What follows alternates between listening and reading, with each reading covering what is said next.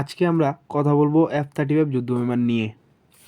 F-35 যুদ্ধবিমান হলো পঞ্চম প্রজন্মের আধুনিক যুদ্ধবিমান। F-35 লাইটনিং তৈরি করেছেন লকহেড মার্টিন। এই বিমানটি ফাইটিং, বোমারু ও নজরদারি করতে পারে। F-35 বিমানটি স্টেলথ প্রযুক্তির, মানে রাডারে প্রায় ধরা পড়ে না।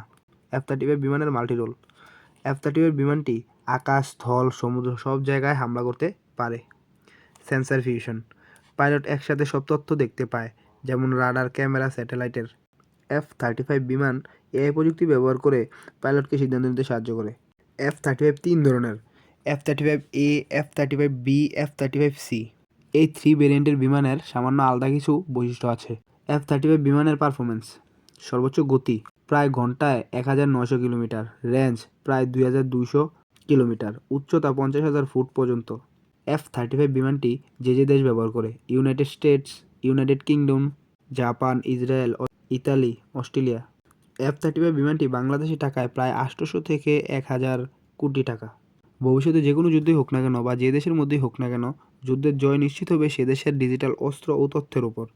সেদিক থেকে F-35 বিমানটি হলো সেই আধুনিক যুদ্ধ বিমান।